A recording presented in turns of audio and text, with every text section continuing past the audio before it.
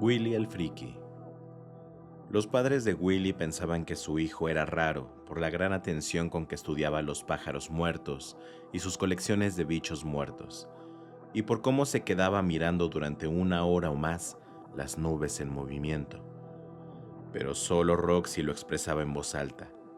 Willy el Friki lo llamó una noche durante la cena mientras Willy dibujaba en su puré de patata, o al menos lo intentaba, una cara de payaso con salsa por ojos. Willy contaba 10 años. Roxy tenía 12 y ya le asomaban los pechos, de lo que se enorgullecía. Excepto cuando Willy se los miraba fijamente, cosa que le producía escalofríos. «No lo llames así», la reprendió su madre Sharon. «Pero es la verdad», dijo Roxy. «Seguro que en el colegio ya tiene que aguantar más que suficiente ese tipo de comentarios», intervino el padre, Richard. A veces, a menudo, la familia hablaba de Willy como si no estuviera presente, salvo el viejo sentado en la punta de la mesa. «¿En el colegio te dicen esas cosas?», preguntó el abuelo. Se frotó la piel entre la nariz y el labio superior con un dedo, como acostumbraba después de hacer una pregunta o contestarla. El abuelo se llamaba James. Por lo general permanecía en silencio durante las comidas familiares, en parte porque era su forma de ser y en parte porque comer había empezado a resultarle complicado. Avanzaba lentamente con su roast beef. Había perdido casi todos los dientes. «No sé», contestó Willy. «A veces, supongo». Examinaba su puré de patata. Ahora el payaso desplegaba su reluciente sonrisa marrón con pequeños cuajarones de grasa por dientes. Sharon y Roxy recogieron la mesa después de la cena. A Roxy le gustaba fregar los platos con su madre. Era una división del trabajo sexista, sin lugar a duda, pero también les proporcionaba una ocasión para mantener conversaciones sobre asuntos importantes sin que nadie las molestara. Por ejemplo, Willy. «Sí que es friki, reconócelo. Por eso va a educación especial». Sharon miró alrededor para cerciorarse de que estaban a solas. Richard se había ido a dar un paseo y Willy se había retirado al cuarto del abuelo en compañía del hombre a quien Rich a veces llamaba vejete y otras inquilino. Nunca papá o mi padre. «Willy no es como los demás niños», dijo Sharon, «pero lo queremos igualmente, ¿o no?» Roxy se detuvo a pensar. «Supongo que lo quiero, pero no me cae del todo bien. En el cuarto del abuelo tiene un tarro lleno de luciérnagas. Dice que le gusta observar cómo se apagan cuando mueren. Eso es de friki. Parece un caso clínico de un libro titulado Asesinos en serie en su infancia». «Ni se te ocurra decir esas cosas», respondió Sharon. «Puede ser un encanto de niño». Roxy nunca había percibido ese encanto, como su madre lo llamaba, pero prefirió no decirlo. Además, pensaba aún en las luciérnagas, con sus pequeñas luces extinguiéndose una tras otra. Y el abuelo se queda mirándolas a su lado. Se pasan horas ahí dentro de charla. El abuelo apenas habla con nadie más. «Tu abuelo ha tenido una vida difícil. En todo caso, no es mi abuelo de verdad. No de sangre, quiero decir. Como si lo fuese. Los abuelos James y Elise adoptaron a tu padre cuando era un bebé. No es lo mismo que si tu padre se hubiera criado en un orfanato y lo hubieran adoptado a los 12 años o algo así. Dice papá que el abuelo prácticamente no ha vuelto a hablarle desde que murió la abuela Elise. Según cuenta, había noches en que apenas cruzaban más de 6 palabras. En cambio, desde que vino a vivir con nosotros, Willy y él se meten en ese cuarto y hablan por los codos». «Está bien que tengan tan buena comunicación», dijo Sharon, pero miraba el agua jabonosa con el entrecejo fruncido. «Eso mantiene a tu abuelo aferrado al mundo, creo. Es muy viejo. Richard llegó a su vida ya tarde, cuando James y Elise pasaban de los 50. Me extraña que dejen adoptar niños a personas tan mayores», comentó Roxy. «No sé cómo van esas cosas», respondió su madre. Tiró del tapón y el agua jabonosa empezó a desaparecer por el desagüe con un gorgoteo. Tenían lavavajillas, pero estaba averiado y el padre, Richard, se empeñaba en no repararlo. Andaban escasos de dinero desde que el abuelo vivía con ellos, porque el viejo solo aportaba la miseria que ingresaba como pensión. Además, como Roxy sabía, sus padres habían empezado a ahorrar para su educación universitaria, aunque probablemente no para Willy, teniendo en cuenta que él iba a educación especial y demás. Le gustaban las nubes, los pájaros muertos y las luciérnagas moribundas, pero estudiar no era lo suyo. Me da la impresión de que a papá no le cae muy bien el abuelo, dijo Roxy en voz queda. Su madre bajó la suya aún más, hasta el punto de que apenas se le oía por encima del borboteo final del fregadero. No le cae bien, pero... Una cosa, Rox. ¿Qué? Así funcionan las familias. Recuérdalo cuando tengas la tuya propia. Roxy no pensaba tener hijos, pero si llegaba a tenerlos y uno le salía como Willy, posiblemente se sentiría tentada de llevarlo al bosque más profundo y oscuro, hacerlo bajar del coche y dejarlo allí sin más, como la madrastra malvada de un cuento de hadas. Se preguntó un instante si también ella era un friki por pensar eso y decidió que no.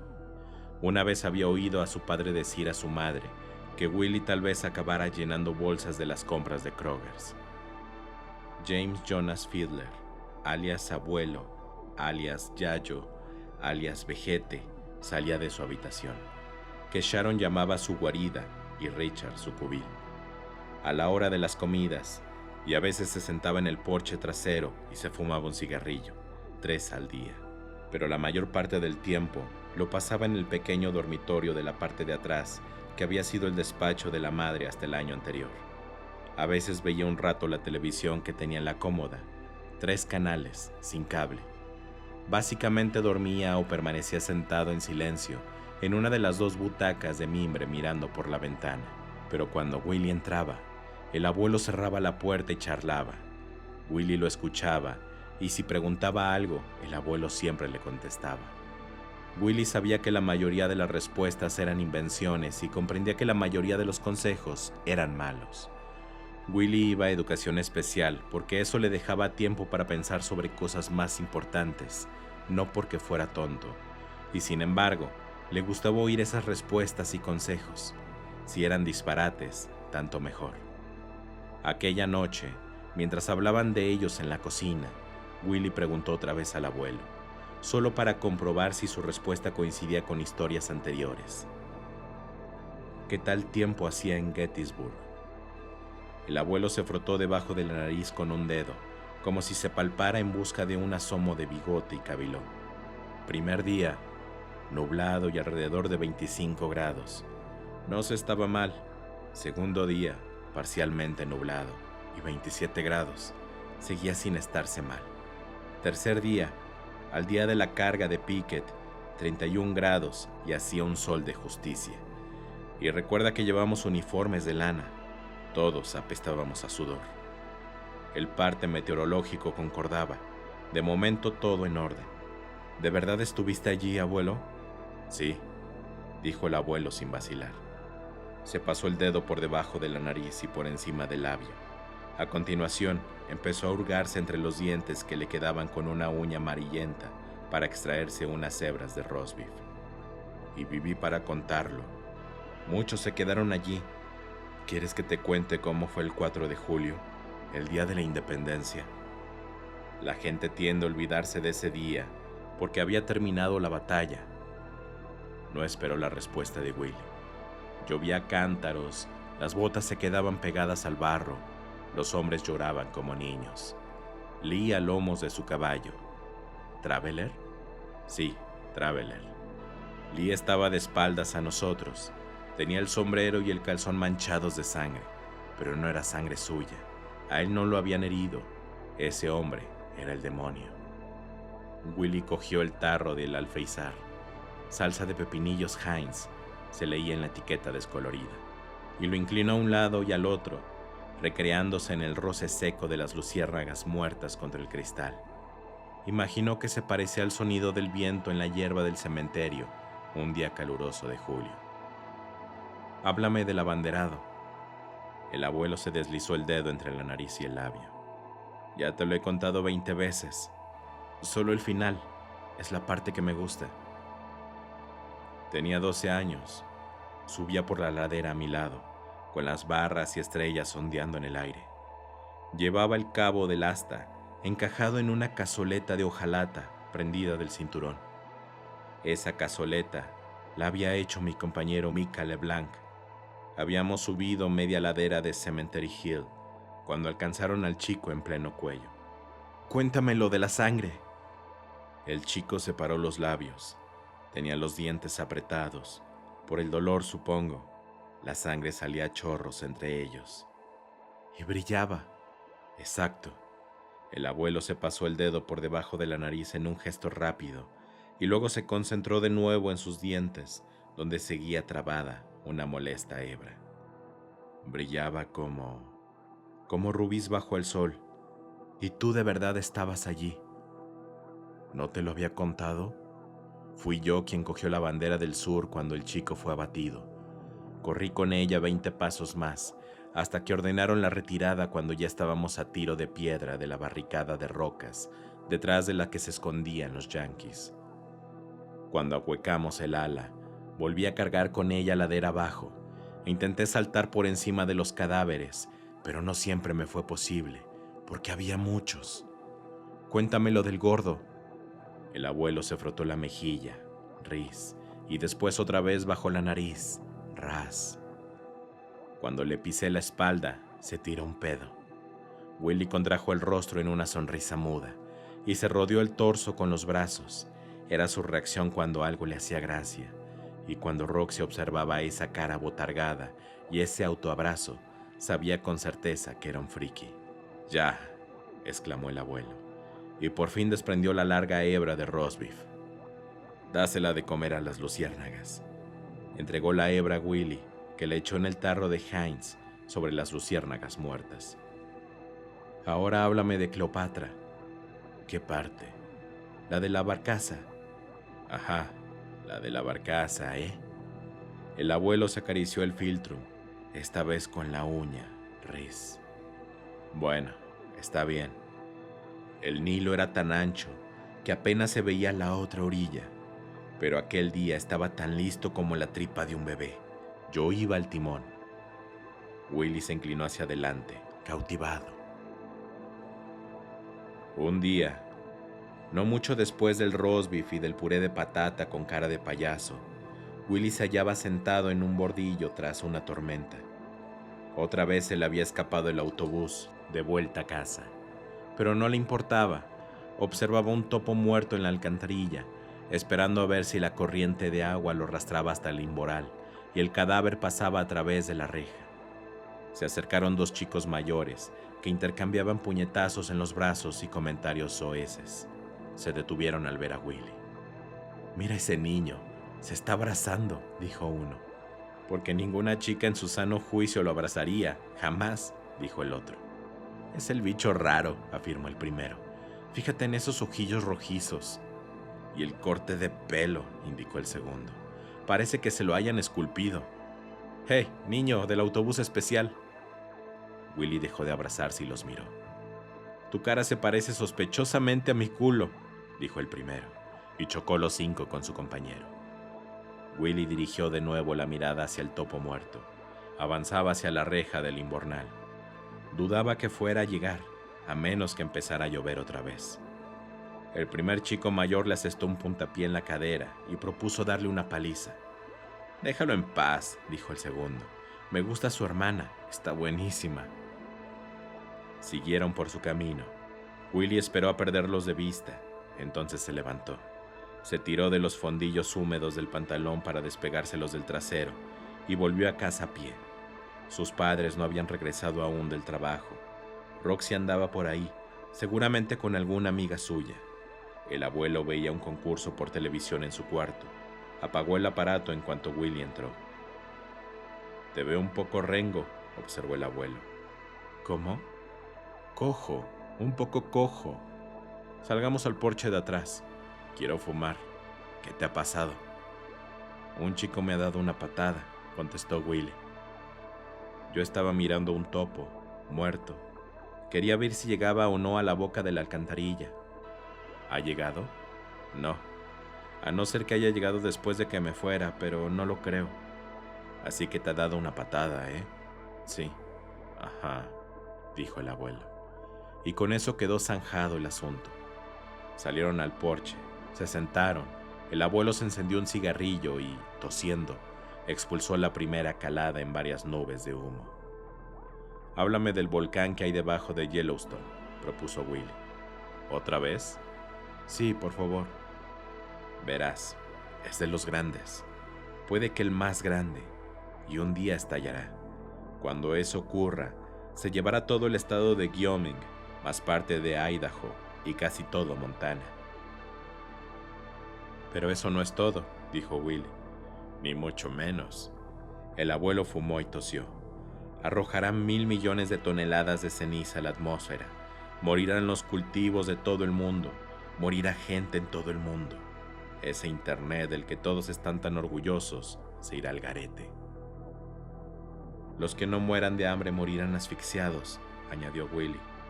Le brillaban los ojos, se llevó la mano a la garganta y dejó escapar un rugido. Podría causar una extinción, como la que acabó con los dinosaurios, solo que esta vez nos tocaría a nosotros. Correcto, dijo el abuelo. Y entonces ese chico que te ha dado la patada, ya no se le ocurrirá ir dando patadas a nadie. Llamará a su mamá llorando. Pero su mamá estará muerta. Correcto, confirmó el abuelo. Ese invierno, una enfermedad aparecida en China, que había sido solo una noticia más en el telediario de la noche, se convirtió en una epidemia y empezó a matar personas en todo el mundo. Los hospitales y los depósitos de cadáveres no daban abasto.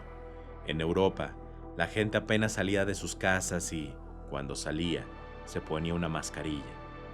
En Estados Unidos, algunos también usaban mascarillas, sobre todo si iban al supermercado. No era comparable a una erupción volcánica descomunal en el Parque Nacional de Yellowstone, pero a Willy le pareció bastante interesante. Se mantenía al corriente del número de muertos por el móvil. Los colegios no tardaron en cerrar. Roxy lloró porque iba a perderse el baile de fin de curso, pero a Willy le dio igual. Cuando ibas a educación especial, nadie organizaba baile de fin de curso. En marzo de ese año, el abuelo comenzó a toser mucho más y a veces expulsaba sangre. El padre lo llevó al médico, donde tuvieron que esperar en el aparcamiento hasta que los llamaron, porque el virus mataba a la gente. Los padres estaban convencidos de que el abuelo tenía el virus, llevado a casa probablemente por Roxy o Willy. En general, los niños no enfermaban, por lo visto, o al menos no mucho, pero podían contagiar, y cuando los ancianos lo contraían, normalmente morían. Según las noticias, los hospitales de Nueva York recurrían a camiones frigoríficos para almacenar los cadáveres, en su mayor parte cadáveres de ancianos como el abuelo. Willy se preguntaba cómo sería el interior de esos camiones. ¿Envolvían a los muertos con sábanas o los metían en bolsas? ¿Y si alguno seguía vivo pero moría congelado? Willy pensaba que daría para una buena serie de televisión. Resultó que el abuelo no tenía el virus, tenía cáncer. Según el médico, había empezado en el páncreas y se había extendido a los pulmones. La madre se lo contó todo a Roxy mientras fregaban los platos, y Roxy se lo contó a Willy. Normalmente, no se lo habría dicho. En principio, la cocina después de la cena era como Las Vegas. Lo que se decía allí, se quedaba allí. Pero Roxy estaba impaciente por informar a Willy el friki de que su querido abuelo iba a estirar la pata. Papá ha preguntado si debía ingresarlo en el hospital, dijo Willy, y el médico ha dicho que sí. Si no quería que muriese en 2 semanas en lugar de 6 meses o 1 año, se lo trajera a casa. Según el médico, el hospital es un nido de gérmenes y todos los que trabajan allí tienen que vestirse como en una película de ciencia ficción. Por eso sigue aquí el abuelo. Ajá, dijo Willy. Roxy le dio un codazo. ¿No estás triste? O sea, es tu único amigo, ¿no? A no ser que seas amigo de alguno de los otros frikis de ese colegio. Que Roxy invitó un guau guau de trompeta. Ahora está cerrado, igual que el mío. ¿Qué pasará cuando yo no pueda ir al cuarto de baño?, preguntó Willy. Seguirá haciendo caca y pipí hasta que se muera. Solo que se lo hará en la cama. Tendrá que ponerse pañales. Mamá ha dicho que, si pudieran pagarlo, lo llevarían a un centro de cuidados paliativos, pero no pueden. Ajá, dijo Willy. Deberías estar llorando, dijo Roxy. Desde luego eres un puto friki. Antiguamente el abuelo fue policía en un sitio llamado Selma, dijo Willy. Daba palizas a los negros. Me contó que en realidad no quería, pero no le quedaba más remedio, porque las órdenes son órdenes. Ya, contestó Roxy.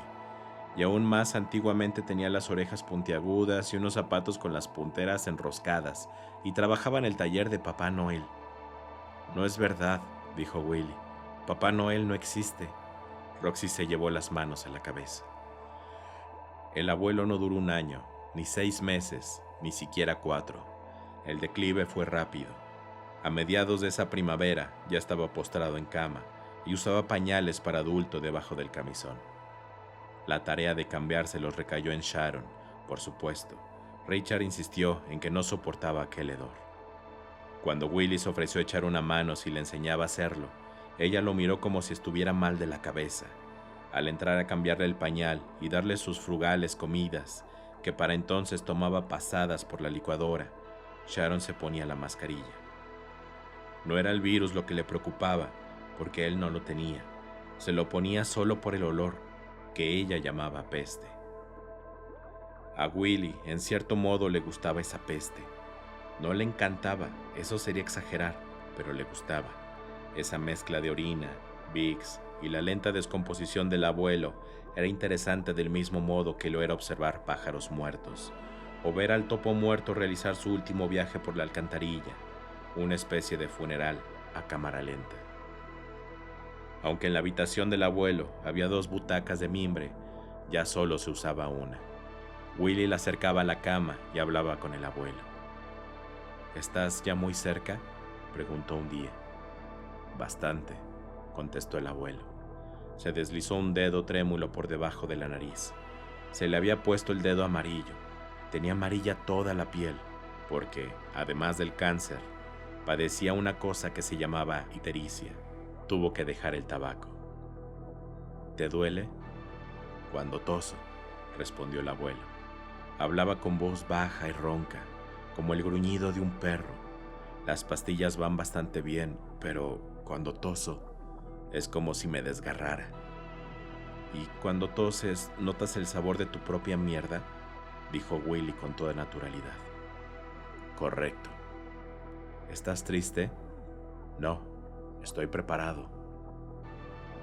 Fuera, Sharon y Roxy estaban en el jardín, agachadas de modo que Willy solo veía sus traseros en alto, lo cual ya le parecía bien. Cuando mueras, ¿te darás cuenta? Sí, si estoy despierto. ¿Cuál quieres que sea el último pensamiento que te pase por la cabeza? No sabría decirte. Quizá el recuerdo del abanderado de Gettysburg. Willy sintió cierta decepción por el hecho de que no quisiera dedicarle a él su último pensamiento, pero no demasiada. ¿Podré mirar? Si estás aquí, respondió el abuelo. Porque quiero verlo. El abuelo guardó silencio. ¿Crees que verás una luz blanca? El abuelo se masajeó el labio superior mientras pensaba la respuesta. Seguramente. Es una reacción química que se produce cuando el cerebro se apaga. La gente que piensa que es una puerta que se abre a otra vida maravillosa se engaña. Pero, ¿hay otra vida? ¿No, abuelo? James John Fiedler volvió a pasarse el dedo largo y amarillo por la piel consumida de debajo de la nariz, y luego desplegó una sonrisa, enseñando los pocos dientes que le quedaban. Te sorprendería. Cuéntame cómo le viste las tetas a Cleopatra. No, estoy muy cansado. Una noche, al cabo de una semana, Sharon sirvió chuletas de cerdo y aconsejó a su familia que las disfrutara. Saboreadlas bocado a bocado, así lo expresó. Tardaremos en volver a comer chuletas o bacon. Las fábricas de elaboración de carne de cerdo están cerrando porque casi todos los trabajadores tienen el virus. Los precios van a ponerse por las nubes. Hoy no morirán cerdos, exclamó Roxy a la vez que cortaba un trozo de chuleta. ¿Cómo?, preguntó su padre. Es el título de un libro. Hice un comentario de texto. Saqué un bien alto. Se metió un pedazo en la boca y se volvió hacia Willy con una sonrisa. ¿Tú has leído la cartilla últimamente? ¿Qué es la cartilla?, preguntó Willy. Déjalo en paz, dijo su madre. Al padre le había dado por las pajaretas. Una tienda de regalos del barrio las aceptaba en depósito y, de hecho, vendía alguna que otra. Después de la cena se retiró a su pequeño taller del garage para construir una. La madre y Roxy se fueron a la cocina a fregar los platos y charlar. La tarea de Willy consistía en recoger la mesa. Cuando terminó, fue a la habitación del abuelo. James Fiddler ya no era más que un esqueleto con cara de calavera cubierta de piel. Willy pensó que si los gusanos entraban en su ataúd, no encontrarían gran cosa que comer. El olor a enfermo continuaba, pero el olor a descomposición casi había desaparecido. El abuelo levantó una mano e indicó a Willy que se acercara. Cuando Willy se sentó junto a la cama, el abuelo le hizo señas para que se aproximara más. «Ha llegado», susurró. «Mi gran día». Willy arrimó más la butaca. Miró al abuelo a los ojos. «¿Cómo es?» «No está mal», musitó el abuelo. Willy se preguntó si en ese momento el abuelo lo veía a él como si estuviese retrocediendo y desdibujándose. Lo vio una vez en una película. «Acércate más». Willy no podía arrimar más la butaca, así que se inclinó tanto que casi podría haber besado los labios marchitos del abuelo. «Quiero ver cómo te vas. Quiero ser lo último que veas». «Quiero ver cómo te vas», repitió el abuelo. «Quiero ser lo último que veas». Levantó la mano y agarró a Willy por la nuca con una fuerza sorprendente. Le clavó las uñas, tiró de él. «¿Quieres muerte? Aquí tienes una bocanada». Al cabo de unos minutos, Willy se detuvo junto a la puerta de la cocina a escuchar. «Mañana lo llevaremos al hospital», dijo Sharon. Parecía al borde del llanto. «Me da igual lo que cueste, no aguanto más». Roxy susurró unas palabras de comprensión. Willy entró en la cocina. «No tendrás que llevarlo al hospital», dijo. «Acaba de morir». Se volvieron hacia él y lo miraron con idénticas expresiones de conmoción y esperanza naciente. «¿Estás seguro?», preguntó la madre. «Sí», contestó Willy, y se acarició la piel entre el labio y la nariz con un dedo.